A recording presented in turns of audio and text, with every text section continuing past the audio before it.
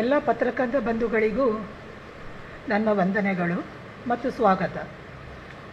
ನಾನು doctor Ekalata, Kanachur institute of medical ಕಾಲೇಜ್ನ ಸ್ತ್ರೀರೋಗ ಮತ್ತು ಪ್ರಸೂತಿ ವಿಭಾಗದ ಮುಖ್ಯಸ್ಥೆ. ಇವರು doctor Jameela, professor and unit chief. ಇವರು ಡಾಕ್ಟರ್ ಶ್ರುತಿ, ಅಸಿಸ್ಟೆಂಟ್ ಪ್ರೊಫೆಸರ್. ಅವರು ಡಾಕ್ಟರ್ ದೀಪಿಕಾ, ಸೀನಿಯರ್ ರೆಸಿಡೆಂಟ್. ಇವರು ಡಾಕ್ಟರ್ ಕೀರ್ತಿ, ಅಸೋಸಿಯೇಟ್ ಪ್ರೊಫೆಸರ್. ಅವರು ಡಾಕ್ಟರ್ ಅಪೇಕ್ಷಾ, ಅಸಿಸ್ಟೆಂಟ್ ಪ್ರೊಫೆಸರ್. ನಾವು ಇಂದು ಸೇರಿದ ಮುಖ್ಯ ಉದ್ದೇಶ ಏನಂದರೆ, ಆಗಸ್ಟ್ 3ರಂದು ಆದಿತ್ಯವಾರ Kanachur institute of medical college ಮತ್ತು Mangalore obstetrics and gynaecological society and KCOG ಸಹಯೋಗದಲ್ಲಿ ನಾವೊಂದು CME ಪ್ರೋಗ್ರಾಮನ್ನು ಹಮ್ಮಿಕೊಂಡಿದ್ದೇವೆ. ಇದರ ಮಹತ್ವ ಏನಂದರೆ, ದ ಟಾಪಿಕ್ಸ್ ಆರ್ ವೆರಿ ಇಂಟ್ರಿಗಿಂಗ್. ಅದು ಜೆನೆಟಿಕ್ಸ್, ಫೋಕಸ್ ಆನ್ ಜೆನೆಟಿಕ್ಸ್ ಮತ್ತು ರೀಜನರೇಟಿವ್ ಥೆರಪಿ.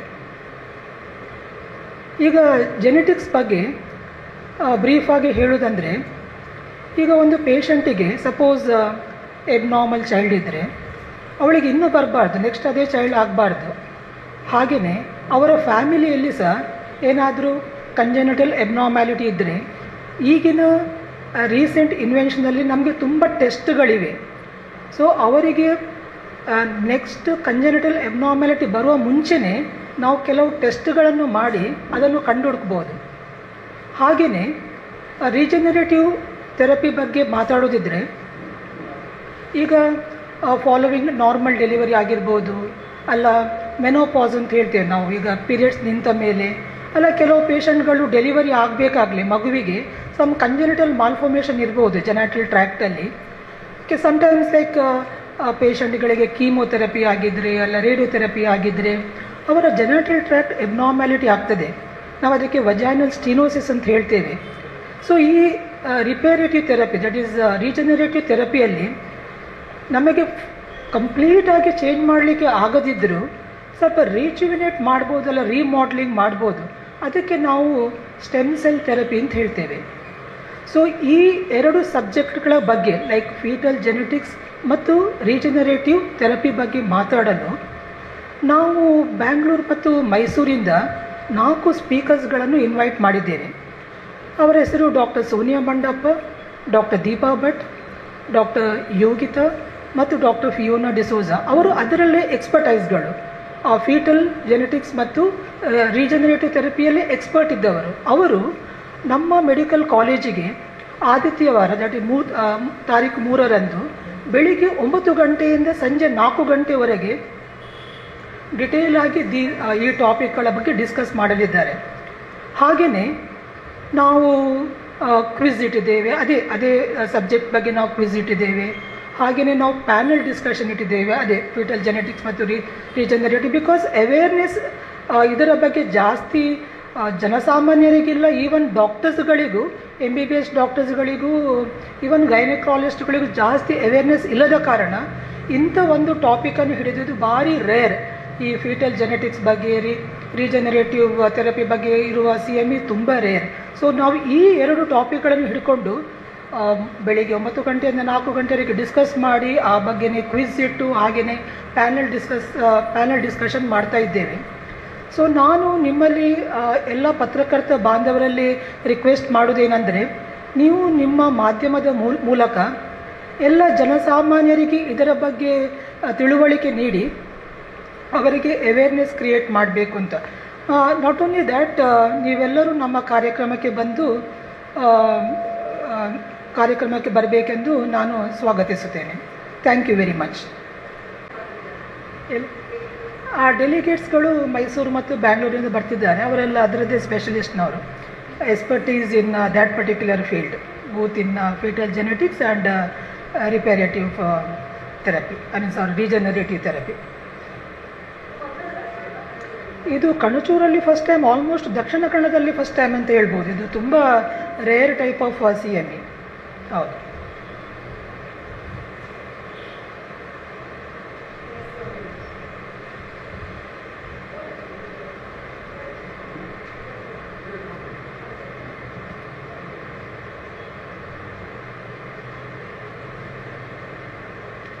ಸೊ ನಾನು ಹೇಳಿದೆ ಆಲ್ರೆಡಿ ಲೈಕ್ ರೀಜನರೇಟಿವ್ ಥೆರಪಿ ಬಗ್ಗೆ. ಅದು ಹೇಗೆ ಮಾಡು ಅಂತ ಹೇಳಬೇಕಿದ್ರೆ ಲೈಕ್ ಸ್ಟೆಮ್ ಸೆಲ್ ಥೆರಪಿ ಅಂತ ಹೇಳ್ತೇವೆ.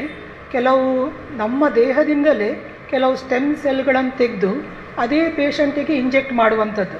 ಅದರಲ್ಲಿ ಸೈಡ್ ಎಫೆಕ್ಟ್ ಕಡಿಮೆ, ಯಾಕೆಂದರೆ ನಮ್ಮ ದೇಹದಿಂದಲೇ ತೆಗೆಯುವ ಸ್ಟೆಮ್ ಸೆಲ್ಸ್ ಅದು. That is how we do regenerative therapy. ಅದನ್ನೇ ನಾನು ಹೇಳಿದ ಹಾಗೆ, ಈಗ ನಾರ್ಮಲ್ ಡೆಲಿವರಿ ಆಗಲಿ ಅಲ್ಲ ಮೆನೋಪಾಸಲ್ ಅಂದರೆ ಪೇಷಂಟಿಗೆ ಸೂತಕ ನಿಂತು ಹೋದ್ಮೇಲೆ, ಅಲ್ಲ ಅವಳಿಗೆ ಡೆಲಿವರಿ ಆಗುವಾಗಲೇ ಏನಾದರೂ congenital ಎಬ್ನಾರ್ಮ್ಯಾಲಿಟಿ of the genital tract ಇದ್ದರೆ, ಅಲ್ಲ ಕೀಮೋಥೆರಪಿ, ನಾವು ಈಗ ಕ್ಯಾನ್ಸರಿಗೆ ಇಂಜೆಕ್ಷನ್ಸ್ ಕೊಟ್ಟರೆ ಅಲ್ಲ ಕ್ಯಾನ್ಸರಿಗೆ ರೇಡಿಯೋಥೆರಪಿ ಕೊಟ್ಟರೆ ಈ ಜೆನೆಟಲ್ ಟ್ರ್ಯಾಕ್ಟ್ ಸ್ವಲ್ಪ ಸ್ಟ್ರಕ್ಚರಲಿ ಆ್ಯಂಡ್ ಫಿಸಿಯಲಾಜಿಕಲಿ ಆಲ್ಟ್ರೇಷನ್ ಆಗೋದುಂಟು, ಅದು ನಾರ್ಮಲ್ ಆಗಿರುವುದಿಲ್ಲ.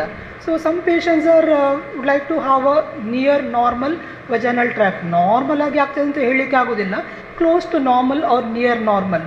ಹಾಗಿರುವಾಗ ನಾವು ಈ regenerative therapy like stem cells ಇಂಜೆಕ್ಷನನ್ನು, ಈಗ ಇದು ನ್ಯೂ ಇನ್ವೆನ್ಷನ್, ಇದೆಲ್ಲ ಮುಂಚೆ ಇರಲಿಲ್ಲ. ಈಗ everyone wants to have a good way of living. That's the reason ಇದೊಂದು ಹೊಸ therapy, we call it as regenerative therapy.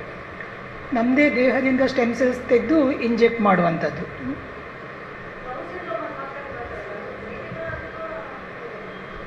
Down syndrome ಅದು ಹಾಗೆ. ಈಗ ಡೌನ್ ಸಿಂಡ್ರೋಮ್ ಬರಲಿಕ್ಕೆ ಮಲ್ಟಿಪಲ್ ರೀಸನ್ಸ್ ಉಂಟು. ಎಸ್ಪೆಷಲಿ ತಾಯಿಯ ಏಜ್ ಜಾಸ್ತಿ ಇದ್ದರೆ, 35ರ ಮೇಲೆ ಕನ್ಸೀವ್ ಆದರೆ, ಕೆಲವೊಮ್ಮೆ ಅವರ ಫ್ಯಾಮಿಲಿಯಲ್ಲಿ ಏನಾದರೂ ಕಂಜೆನಿಟಲ್ ಎಬ್ನಾರ್ಮ್ಯಾಲಿಟಿ ಇದ್ದರೆ. So that is the importance of this CME programme. ಈ ಫೀಟಲ್ ಜೆನೆಟಿಕ್ಸಲ್ಲಿ ಆ ಪೇಷಂಟಿಗೆ ಅವಳು ಕನ್ಸೀವ್ ಆಗುವ ಮುಂಚೆನೇ ಅವಳಿಗೆ ಡೌನ್ ಸಿಂಡ್ರೋಮ್ ಬರ್ತದ ಅಂತ ನಮಗೆ ಡಿಟೆಕ್ಟ್ ಮಾಡ್ಬೋದು. We call it as PGD ಅಂತೇಳಿ, pre genetic diagnosis, like pre implantation genetic diagnosis. ಅಂದರೆ ಇಂಪ್ಲಾಂಟ್ ಮಾಡೋ ಮುಂಚೆನೇ, ಈಗ ಎಸ್ಪೆಷಲಿ ಏಜ್ ಜಾಸ್ತಿ ಆದವರಿಗೆ ನಾವು ಆರ್ಟಿಫಿಷಿಯಲ್ ART ಮಾಡೋದು ಜಾಸ್ತಿ, ಆರ್ಟಿಫಿಷಿಯಲ್ ರಿಪ್ರೊಡಕ್ಟಿವ್ ಟೆಕ್ನಾಲಜಿ. ಅದರಲ್ಲಿ ಅವಳು ಪ್ರೆಗ್ನೆಂಟ್ ಆಗುವ ಮುಂಚೆನೇ ನಮಗೆ ಕಂಡುಹುಡುಕ್ಬೋದು ಅವಳಿಗೆ ಎಬ್ನಾರ್ಮಲ್ ಚೈಲ್ಡ್ ಆಗ್ತದ ಇಲ್ವಾ ಅಂತ. ಆ್ಯಸ್ ಸಚ್ ಏಜ್ 35 ವರ್ಷ ಆದಮೇಲೆ ಅವರಿಗೆ ಬರುವ ಚಾನ್ಸ್ ಜಾಸ್ತಿ. ಮೊರೋವರ್ ಅವರ ಫ್ಯಾಮಿಲಿಯಲ್ಲಿ ಏನಾದರೂ ಎಬ್ನಾರ್ಮ್ಯಾಲಿಟಿ ಆಲ್ರೆಡಿ ಇದ್ದರೆ ಅವಳಿಗೆ ರಿಸ್ಕ್ ಡಬಲ್ ಆಗ್ತದೆ. So nobody wants to have an abnormal child. ಆ ಪರ್ಟಿಕ್ಯುಲರ್ ಪಾಯಿಂಟ್ ಆಫ್ ಟೈಮ್ ನಮಗೆ ಅವಳು ಪ್ರೆಗ್ನೆಂಟ್ ಆಗೋ ಮುಂಚೆನೇ ಅವಳಿಗೆ ಏನಾದರೂ ಜೆನೆಟಿಕ್ ಡಿಫೆಕ್ಟ್ ಬರ್ತದೆ ಅಂತ ನೋಡಲಿಕ್ಕೆ ಆಗ್ತದೆ. That is the importance of beauty of foetal genetics. So ನೀವು ಕೇಳ್ತಾ ಇದ್ರಿ ಡೌನ್ ಸಿಂಡ್ರೋಮ್ನ ಅಡ್ವಾಂಟೇಜ್ ಇದೆಯಾ ICMEಯಿಂದ ಅಂತ. ಹೌದು. ಫಸ್ಟ್ ಡೌನ್ ಸಿಂಡ್ರೋಮ್ ಅಂದರೆ ಮಗು ಹುಟ್ಟಿದ ಮೇಲೆ ನಮಗೆ ಡಯಾಗ್ನೋಸಿಸ್ ಮಾಡೋಕ್ಕಾಗ್ತಿತ್ತು. ಆಗ ಡಯಾಗ್ನೋಸ್ ಮಾಡಿ ಏನೂ ಪ್ರಯೋಜನ ಇಲ್ಲ. At the max we can do is just family support. But ಈಗ ಮಗು ಗರ್ಭಾಶಯದಲ್ಲಿ ಇರುವಾಗಲೇ ಮಗುಗೆ ಡೌನ್ ಸಿಂಡ್ರೋಮ್ ಇದೆಯಾ ಅಥವಾ ಬೇರೆ ಏನಾದರೂ ಟ್ರೈಸೋಮೀಸ್ ಅನಾಮಲೀಸ್ ಇದೆಯಾ ಅಂತ ಈ ಕ್ಯಾರಿಯೋಟೈಪಿಂಗ್ ಅಥವಾ ಜೆನೆಟಿಕ್ ಟೆಸ್ಟಿಂಗಿಂದ ಕಂಡುಹಿಡಿಬೋದು. ಅದು this is the more advance thing and this is what we are covering in the CME.